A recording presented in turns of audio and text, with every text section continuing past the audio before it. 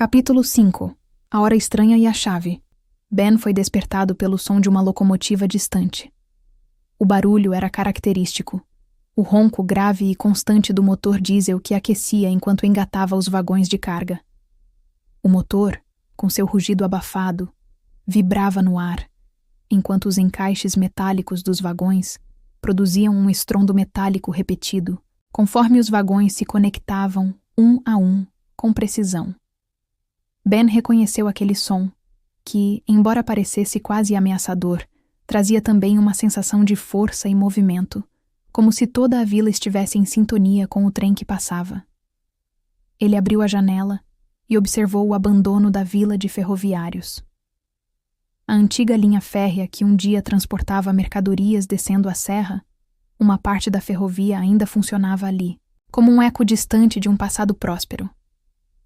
A ferrovia, que outrora era a espinha dorsal da economia nacional, agora parecia uma relíquia sobrevivente, uma faixa estreita e sinuosa que serpenteava pela paisagem, com seus trilhos enferrujados, mas ainda presentes. Levi entrou no quarto com um sorriso acolhedor e entregou a Ben uma escova de dentes ainda lacrada em sua embalagem. Ben a abriu com um pouco de curiosidade, escovou os dentes, lavou o rosto e se sentiu revigorado. Logo, uma xícara de café fumegante foi colocada à sua frente, acompanhada de pães frescos, queijos e frutas. O cheiro de café preenchia o ambiente, e o canto dos pássaros lá fora parecia acompanhar o ritmo tranquilo da manhã. Após o café, enquanto a névoa da manhã ainda dançava preguiçosamente entre as árvores lá fora, Levi olhou para Ben com um ar pensativo. "Que tal um passeio pela vila?" Ben respondeu de imediato ao chamado de Levi. Ao saírem de casa, logo estavam na ponte, que tinha 68 metros de comprimento. Ela era simples, reta, uma estrutura robusta que atravessava o emaranhado de trilhos que se entrelaçavam. A vista do alto da ponte dava para ver a grandiosidade do cenário, e o som dos trens que passavam de vez em quando ecoava à distância. A vila de Paranapiacaba estava oculta na Mata Atlântica como uma joia esquecida, com a última casa encostada à montanha que se precipita, serra abaixo. Levi apontou para o casarão do engenheiro, um edifício imponente sobre um morro alto, suas paredes desgastadas pelo tempo, mas ainda com um charme de outra época. Abaixo do morro, o velho galpão onde, anos antes, funcionavam os tornos que moldavam rodas e peças para os trens. De lá, podia-se ver claramente a divisão das várias linhas férreas, que cortavam o chão como uma teia de ferro, enquanto uma cerca de arame separava a vila de Paranapiacaba do que sobrou da ferrovia em funcionamento.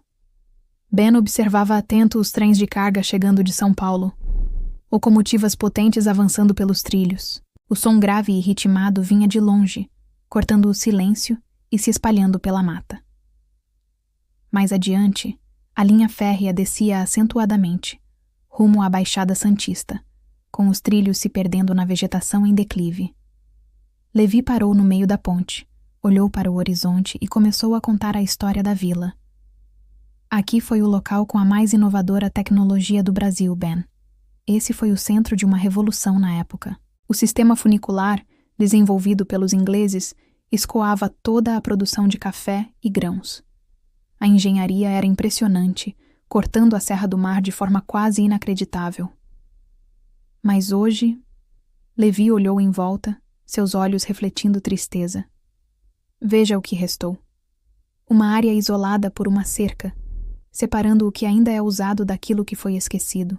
Trocaram o transporte ferroviário de baixo custo pelo rodoviário, caro e ineficiente. Algo impensável, não?"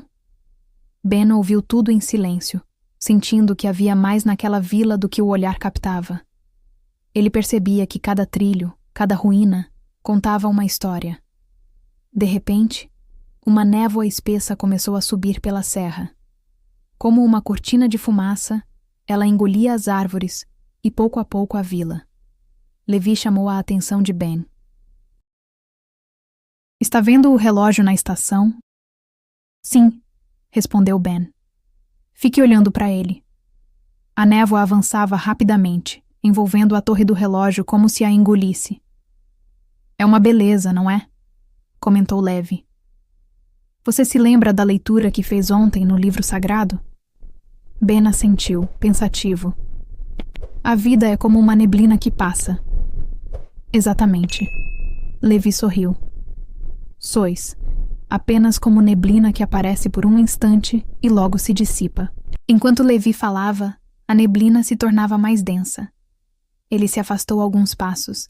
A voz de Levi soou um pouco mais alta. Nossa vida é como essa névoa, Ben. Aparecemos neste mundo e diante da eternidade, o que são nossos poucos anos? Nada. Logo passaremos. E a névoa que fomos também se dissipará. Ambos ficaram em silêncio. A névoa começou a se dissipar devagar, como se um pintor revelasse a vila encoberta. Os galpões, os trens, a estação e o velho relógio ressurgiram. Nossa vida é assim, Ben, disse Levi. Passa rápido e deixamos apenas rastros.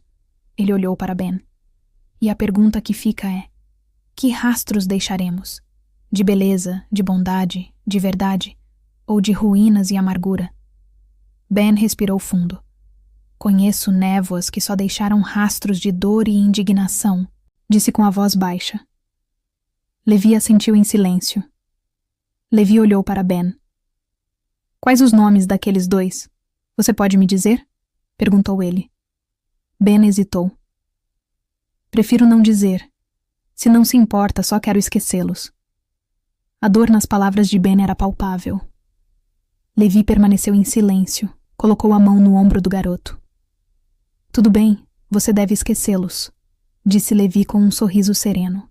Venha comigo, Ben, quero te mostrar algo, disse Levi, com um tom de mistério, enquanto começava a se afastar, indo em direção ao vagão escondido.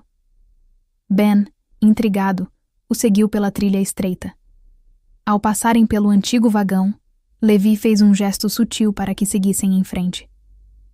Mais adiante, um pouco mais, Ben, disse Levi. Levi então empurrou alguns galhos de mato alto, e ambos atravessaram alguns metros de vegetação cerrada. A trilha à frente estava quase apagada. A cada passo, Ben sentia a presença de algo antigo. De repente, a trilha se abriu, e Ben não pôde conter um suspiro de surpresa. Ali, diante deles, estava uma locomotiva Maria Fumaça, parada sobre trilhos enlameados. A locomotiva parecia um gigante adormecido. Ambos subiram na velha Maria Fumaça. Levi e Ben se acomodaram no teto da cabine. Ao redor deles, a vasta floresta se estendia. Estavam no alto da serra. A mata mergulhava cerca de 800 metros de desnível. Os trilhos serpenteavam pela encosta. Levi e Ben contemplavam a imensidão verde até onde a vista alcançava o mar. Ben perguntou: aquela ponte enorme com trilhos, ela ainda é usada? Levi respondeu: não, Ben. Está abandonada. Apenas lá do lado direito, há uma ponte que ainda funciona. Veja, está passando um comboio. Ben olhou e sorriu empolgado. É mesmo? Que legal! Está descendo a serra. Levi apontou para a linha do horizonte à frente. Agora olha para frente, Ben.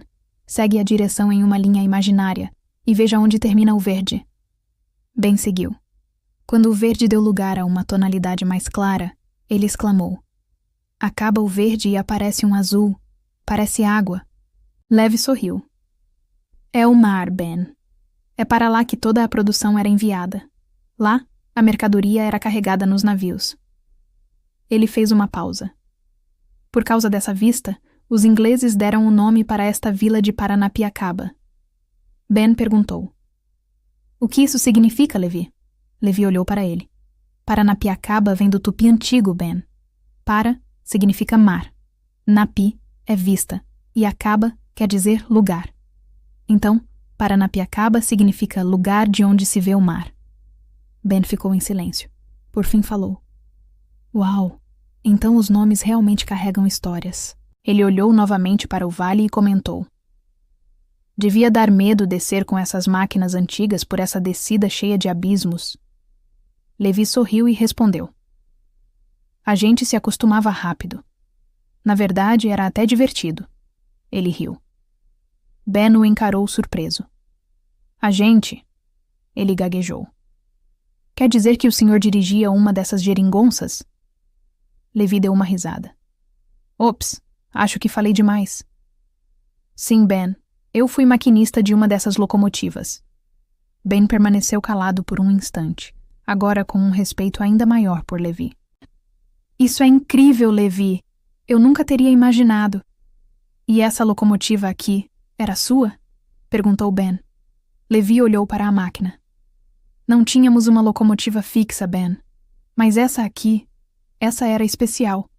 Um amigo meu, Jacobson, praticamente um professor para mim, guardou essa máquina por anos, depois que as ordens para desativar as antigas locomotivas chegaram.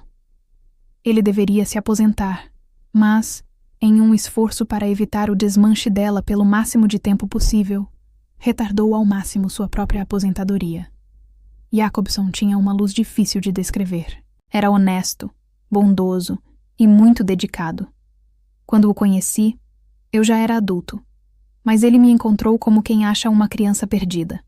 Me ensinou tudo, não só sobre trilhos e locomotivas, mas sobre a vida, sobre fé.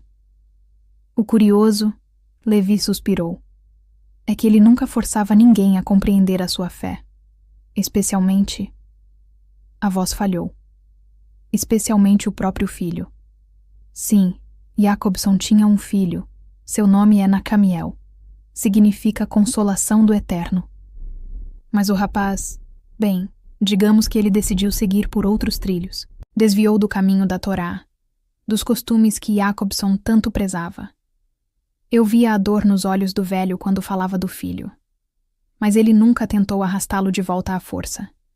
Tinha uma fé teimosa, Ben. Agarrou-se àquela promessa antiga de que a misericórdia do Eterno alcança 1000 gerações, e Jacobson procurava guardar, com cada fibra do seu ser. Por isso, ele sabia que aquela promessa o alcançaria também em sua descendência. Ele tinha a esperança teimosa de que, um dia, seu filho perdido espiritualmente seria encontrado pela graça. De vez em quando ele visitava o pai, mas nunca quis saber da fé. Mas Jacobson sempre disse que o filho voltaria, faria techuvá. Ele vivia repetindo, eu cuido destes filhos perdidos. O meu próprio filho, o próprio Eterno o trará de volta.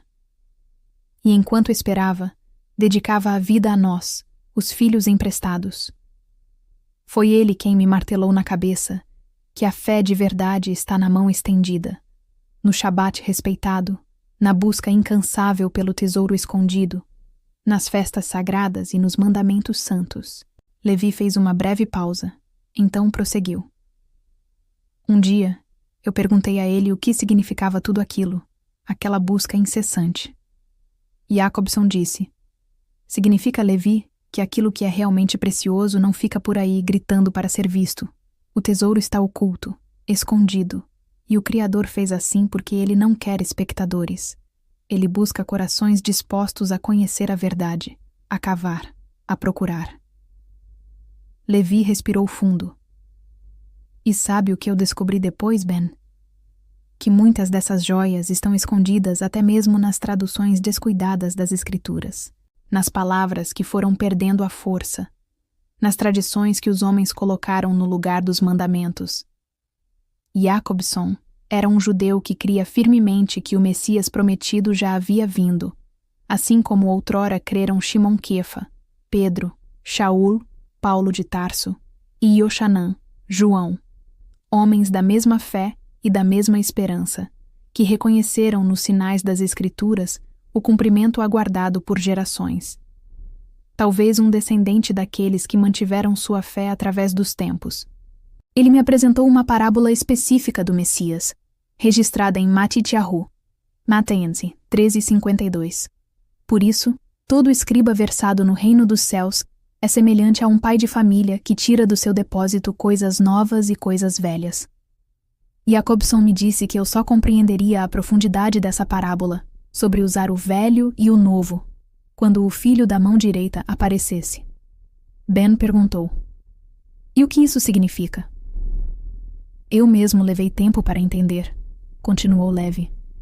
Mas Jacobson, justamente por crer no Messias, me ensinava incansavelmente sobre a antiga aliança, o Antigo Testamento. Ele era firme nisso. Se você não apreender a antiga aliança, a nova será incompreendida ou desprezada, como fazem até os melhores religiosos. Eu aguardava que ele me explicasse isso um dia, mas em vez da resposta, ele me incumbiu de uma missão. Ele me contou que um trabalhador da ferrovia, chamado Samuel, havia se desviado dos caminhos do Senhor desde a sua juventude. Mas, no fim de seus dias, Jacobson trabalhou alguns meses com ele, e com muita sabedoria do alto e oração, conseguiu fazer com que Samuel fizesse techuvá, o retorno para a fé. Samuel tinha um filho, que também trabalhava na ferrovia. Era maquinista. Mas Samuel nunca havia ensinado as santas palavras para ele. Arrependido, Samuel tentou conduzir o filho, mas não conseguiu.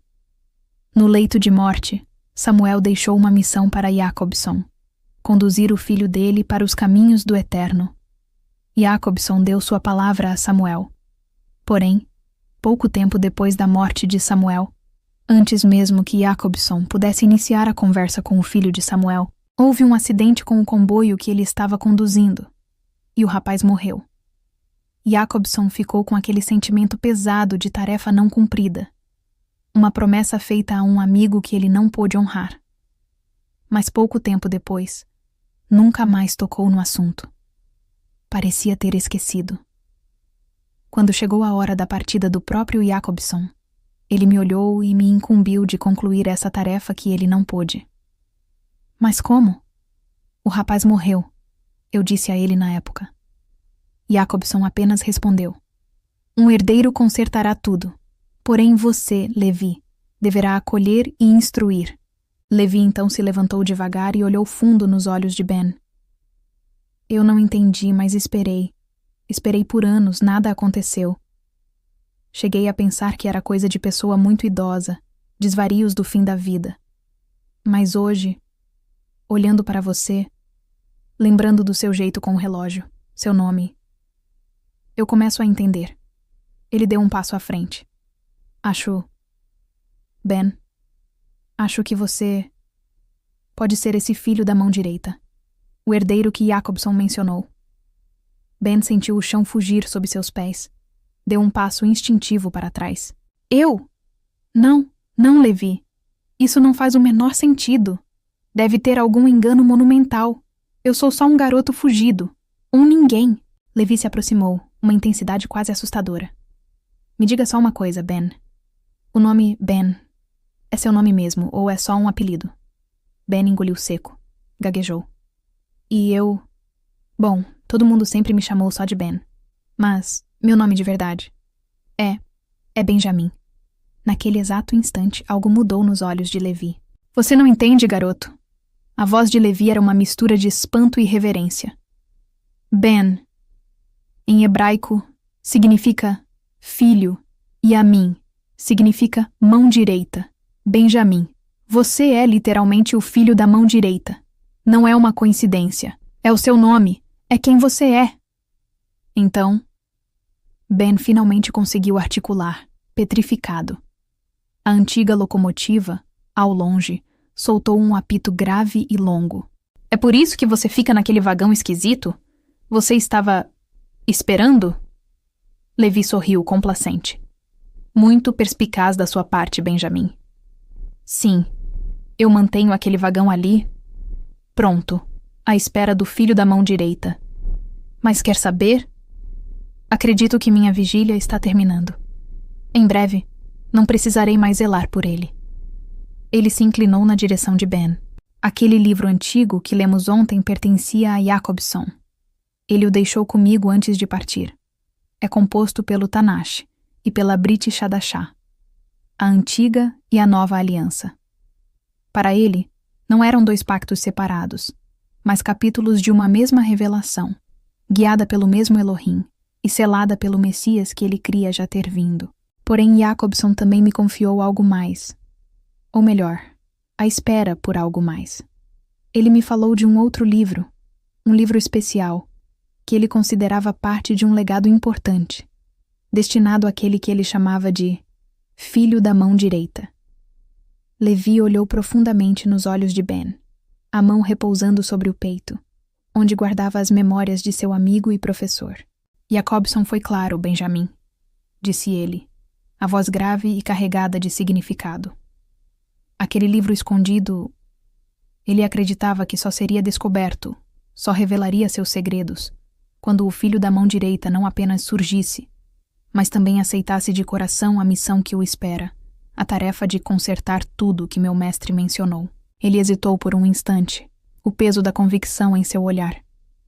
Para mim, Ben, depois de tudo que testemunhamos, de seu nome, de seu dom inexplicável, eu acredito fortemente que você é esse filho.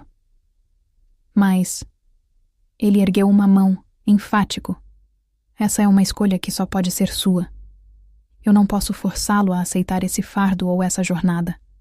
Ben, que ouvia com intensidade, sentiu uma faísca acender dentro de si, algo entre receio, esperança e um chamado que parecia vir de muito longe.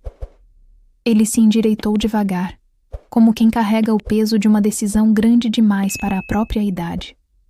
Olhou nos olhos de Levi, hesitante, mas decidido a não recuar. Eu aceito o desafio, mas com uma condição. Fez-se um breve silêncio. Se eu for mesmo esse filho da mão direita, então encontraremos o livro. Mas se não for, Levi, me prometa que não vai me deixar sozinho nesses dias difíceis.